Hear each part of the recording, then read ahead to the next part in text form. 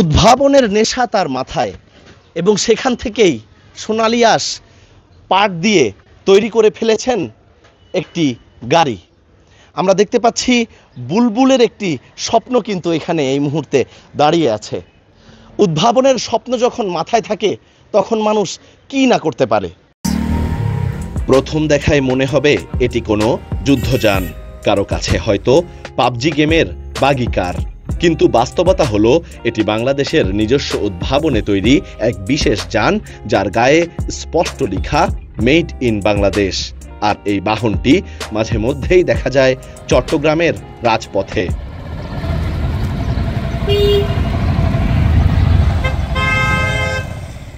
এই 3 চাকার গাড়িটির ডিজাইন যেমন নজর কাড়া, প্রযুক্তি তেমনই বিস্ময়কর। গাড়িটিতে রয়েছে প্রায় 150টি আধুনিক সেন্সর, 300 সিসির ইঞ্জিন, বিশেষায়িত 9টি গিয়ার, সর্বোচ্চ গতিবেগ ঘন্টায় 300 কিলোমিটার, 1 লিটার অকটেনে চলে 40 কিলোমিটার এবং মাত্র 1 টাকার এলপিজিতে চলে 1 কিলোমিটার বা তারও কম। সবচেয়ে অবাক করা বিষয়, এই গাড়িটি চলে শুধুমাত্র সিএনজি ব্যতীত অকটেন, ডিজেল, পেট্রোল, এলপিজি এমনকি কেরোসিনেও। এই বহুমুখী জ্বালানি সক্ষমতা বাংলাদেশের যানবাহন শিল্পে এক নতুন দিগন্ত খুলে দিতে পারে। আসলে ইঞ্জিনটা হচ্ছে এগুলো গো কার্টের ইঞ্জিন, এগুলোর পার্টস সচরাচর একদম কি সস্তা দরের। ছোট ইঞ্জিন অধিক শক্তিশালী, পেট্রোল, অকটেন, ডিজেল, কেরোসিন আর এলপিজি দিয়ে চালাচ্ছি, সিএনজি আমরা এটাতে ব্যবহার করতেছি না। আমি এই গাড়িটা নিয়ে আমি আমার বাড়িতে গিয়েছিলাম, সেটা জেলা নেত্রকোনা জেলা, তারপর আশেপাশে 14টা জেলা ভ্রমণ করেছি।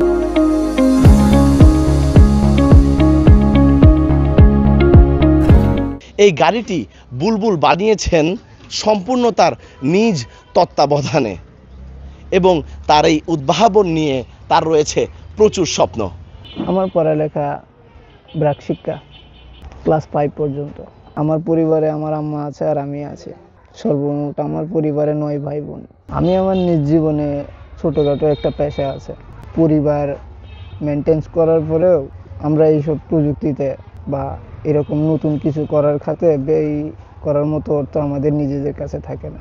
এই গাড়িটির উদ্ভাবক নেত্রকোনার বুলবুল আহমেদ, যার বর্তমান অবস্থান চট্টগ্রামে।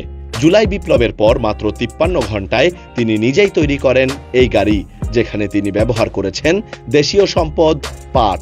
পাট শুধু রপ্তানি নয়, দেশীয় প্রযুক্তির শক্তি হয়ে উঠতে পারে বলে বিশ্বাস বুলবুলের। প্লাস্টিক যাতে ব্যবহার না হয় সেটা রীতিমতো আমরা একটা যুদ্ধ শুরু করে দিয়েছি। সেই জন্য পরিবেশ বান্ধব আর মজবুত টেকসই করার জন্য নিজের দেশের কাঁচামাল হিসেবে আমি পাটকে খুঁজে নিয়েছি। আসলে অর্থের কথা আমি এখনো আজও হিসাব করতে পারি নাই। বডি তৈরির জন্য সেটা আমি 14 জেলা থেকে কি পাট সংগ্রহ করে নিয়েছি, আর তৈরি করতে আমার গাড়িটার জন্য 52-53 ঘন্টার কাছাকাছি সময় লেগেছে। রাস্তায় হেঁটে যাওয়া পথচারীরাও তার এই উদ্ভাবন দেখে মুগ্ধ। একটা ক্রিয়েটিভিটি মানে উদ্যোক্তা ভাই তৈরি করছে, এটা একটা মোটরসাইকেল মতোই মনে হয় মোটরসাইকেলে বলতেছে এটা প্রতিবন্ধীদের জন্য। আমি মনে করি হ্যাঁ এটাই বেস্ট। আমাদের নতুন যদি উদ্যোক্তা যদি আরো তৈরি হয়, ভাই যদি আরো মনে হয় সরকারি কোনো অনুদান যদি পাই তাহলে আরো ভালো কিছু করতে পারবে। এই গাড়িটা ভাই আমরা ফার্স্টে দেখছি, আমরা এই যে দোকানে জব করি এখান থেকে আলগা একবার গেছে দেখলাম, এখন দাঁড়াইছে অনেক ভালো লাগছে দেখি। আপনারা এখানে ইয়ে করেন আসছি দেখবার জন্য, আর কখনো দেখিনি এসব গাড়ি। বুলবুল শুধুমাত্র উদ্ভাবক নন, প্রতিবন্ধীদের জন্য কাজ করেন তিনি। তৈরি করেন সহায়ক যন্ত্রপাতি। দেশের জন্য তার স্বপ্ন অনেক, কিন্তু অর্থনৈতিক সামর্থ্য ও সরকারি সহায়তার অভাবে থেমে আছে তার বহু উদ্যোগ। এই উদ্ভাবনকে কেন্দ্র করে যদি রাষ্ট্রীয় পৃষ্ঠপোষকতা আসে, তাহলে হয়তো মেড ইন বাংলাদেশ লেখা গাড়ি বিশ্ববাজারেও দাপিয়ে বেড়াবে। বড় কিছু করার জন্য বড় ফ্যাসিলিটি আর অর্থ সহায়তার প্রয়োজন পড়ে। আসলে দেশ আর সরকারকে দেওয়ার মতো ইনশাল্লাহ অনেক কিছুই আছে।